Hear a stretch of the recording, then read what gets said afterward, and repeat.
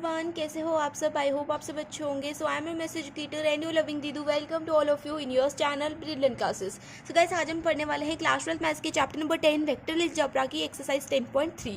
सो 10.3 का पहले question number 1 देख लेते हैं। सो क्वेश्चन नंबर 1 हमें गिवन है, find the angle between two vectors A vector and B vector with magnitude √3 and 2 respectively, having A vector dot B vector is equals to √6। So question में हमें given है कि A vector and B vector का जो magnitude है वो है √3 and 2। A vector का मैग्नीट्यूड √3 है, बी वेक्टर का मैग्नीट्यूड 2 है, और हमें ए vector dot B vector given है वो क्या है, √6 है। तो हमें क्या करना है, हमें एंगल निकालना है इन दोनों वेक्टर्स के बीच का। तो अगर मैं इसको ए वेक्टर मान लूँ, एक मिनट रुक जाओ, अगर मैं इसको ए वेक्टर मानूँ, इसको बी वेक्टर मानूँ, तो इनके बीच का एंगल जो होगा ना, ये थीटा, वो ही मुझे क्या करना है, फाइंड करना है। तो इसके लिए हमारे पास एक फॉर्मूला था। अगर आपने एक्सरसाइज 10.3 की इंट्रोडक्शन वाली वीडियो देखी होगी तो आपको पता होगा। अगर नहीं देखी हो तो पहले वो वीडियो देख लेना, ताकि आपको अच्छे से जो जितने भी मैंने फॉर्मूलाज इसके अंदर यूज होने वाले वो मैंने वहीं पर बता दिए हैं। तो मैं दोबारा से वो नहीं बताऊंगी, ठीक है। बस मैं डायरेक्ट आपको फॉर्मूला लिखवाऊंगी, ठीक है। तो cos थीटा निकालने का फॉर्मूला क्या होता है, cos थीटा निकालने का फॉर्मूला होता है ए vector dot B vector upon में magnitude of A vector magnitude of B vector. ये होता है हमारा एंगल निकालने का फॉर्मूला, ठीक है। तो ए वेक्टर और बी वेक्टर की वैल्यू मुझे गिवन है, तो मुझे क्या करना है, बस वैल्यूज उठानी है और इसके अंदर पुट कर देनी है। ए वेक्टर और बी वेक्टर की वैल्यू है √6, तो मैं यहाँ पे √6 लिख दूंगी। मैग्नीट्यूड ऑफ ए वेक्टर मुझे गिवन है √3 और मैग्नीट्यूड ऑफ बी वेक्टर मुझे गिवन है 2, ठीक है। तो देखो, अब मैं इस 2 को क्या लिख सकती हूँ, इस 2 को मैं ऐसे लिख सकती हूँ ना, इस 2 को हम ऐसे लिख सकते हैं, √3 इंटू में √2 इंटू √2, ऐसे लिख सकते हैं कि नहीं लिख सकते, मेरे को बताओ। लिख सकते हैं, क्योंकि √2 इंटू √2 करेंगे, √2 इंटू √2 करेंगे तो इक्वल क्या आएगा, 2 ही आएगा। तो इसको मैं 2 को ऐसे लिख सकते हैं ना, √2 इंटू √2। और √6 को क्या लिख सकते हैं हम, √6 को हम लिख सकते हैं √3 इंटू √2, है ना। तो यहाँ पे लिख दो √3 इंटू √2 और यहाँ पे मैंने लिख दिया 2 की जगह पे √2 इंटू √2। तो यहाँ पे √3 से ये वाला √3 कैंसिल हो जाएगा, √2 से ये वाला √2 कैंसिल हो जाएगा। तो हमारे पास बचेगा cos theta is equal to, ऊपर तो 1 बचेगा, नीचे क्या बचेगा, √2।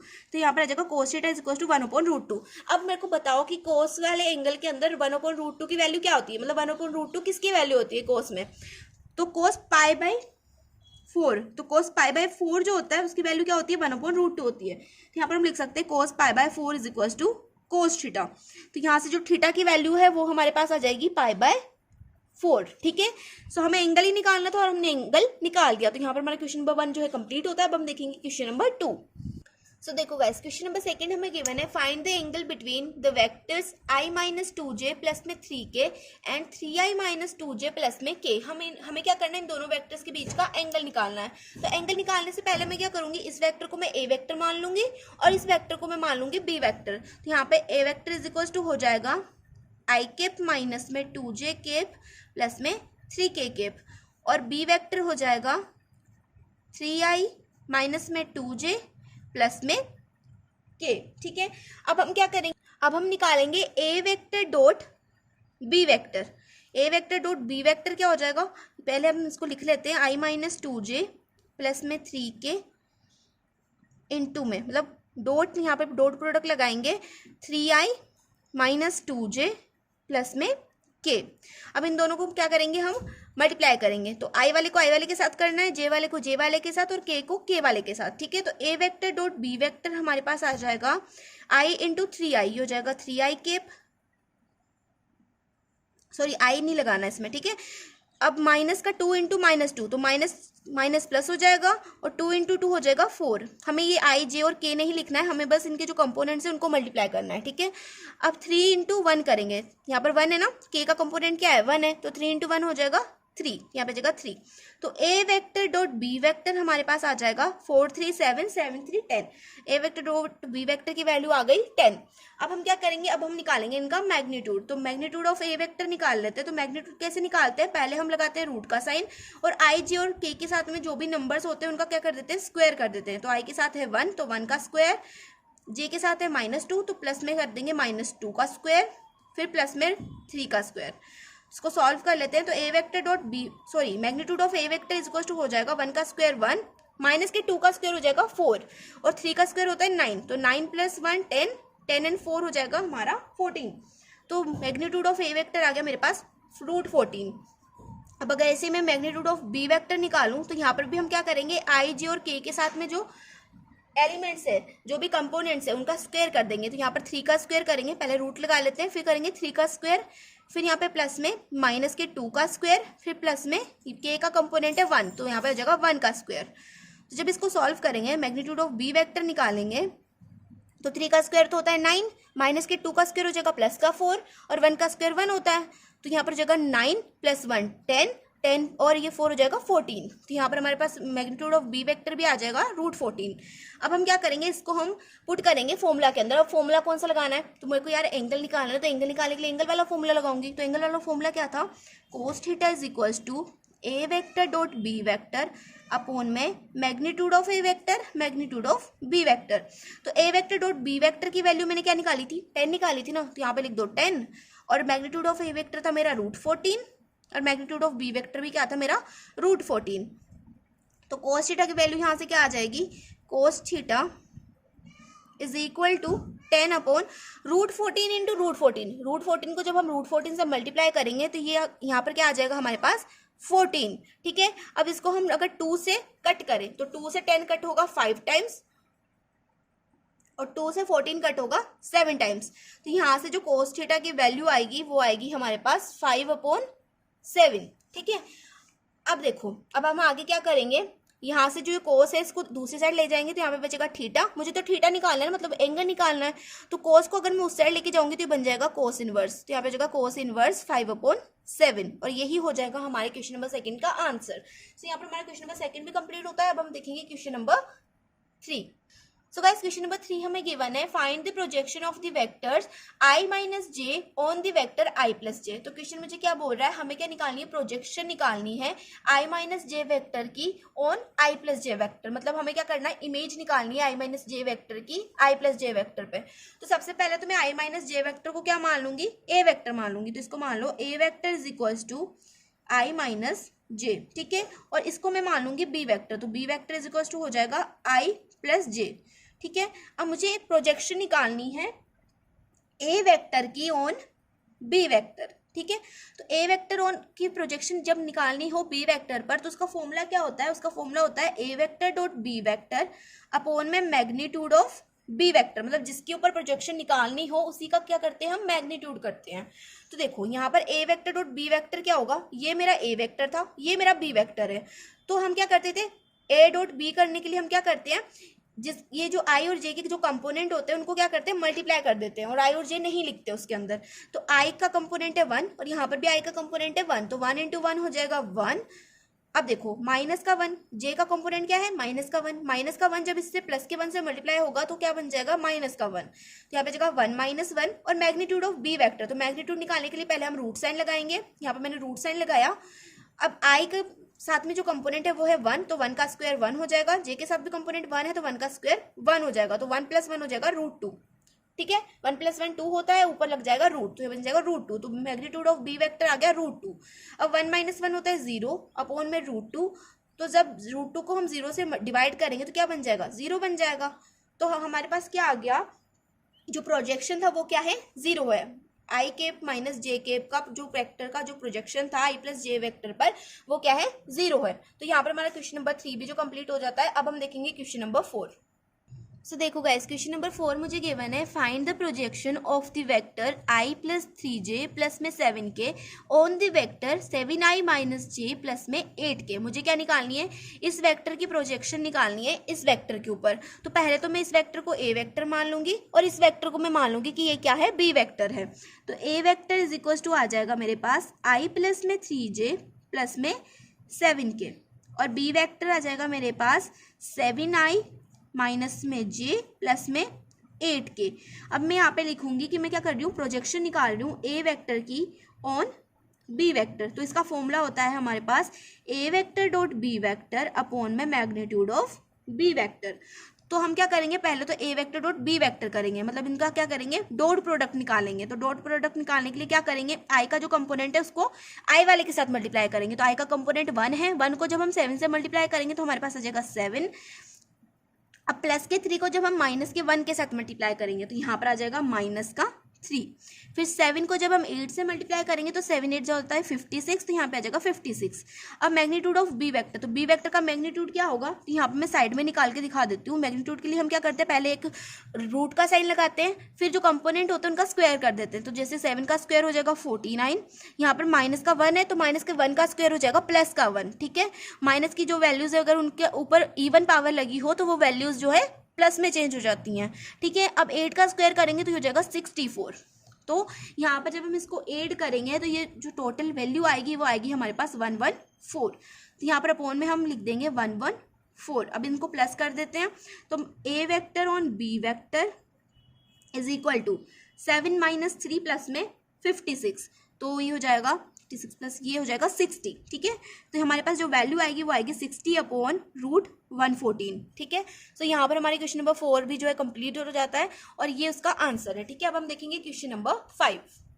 क्वेश्चन नंबर 5 हमें गिवन है, show that each of the given 3 vectors is a unit vector and also show that are mutually perpendicular to each other.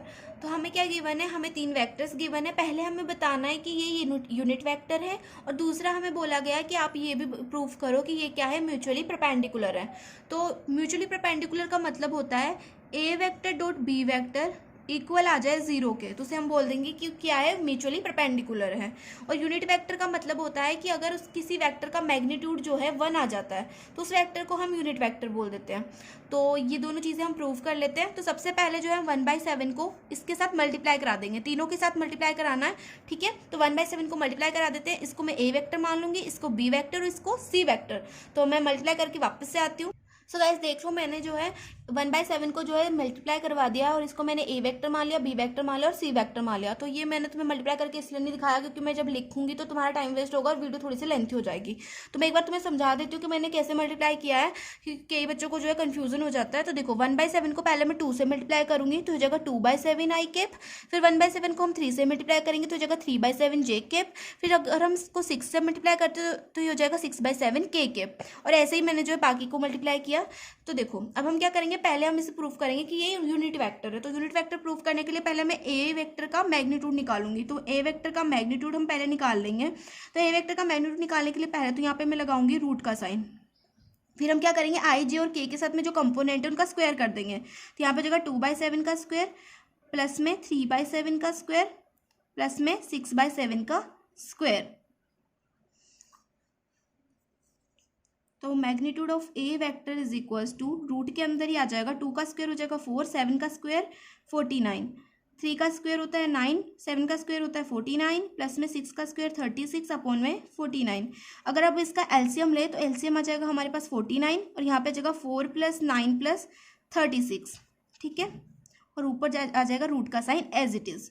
अब 4 + 9 + 36 करें तो ये हो जाएगा हमारा इक्वल टू 49, ठीक है। जब इसको ऐड करेंगे तीनों को तो हमारे पास आएगा 49 और नीचे भी 49 है, अपॉन में ऊपर लग गया रूट।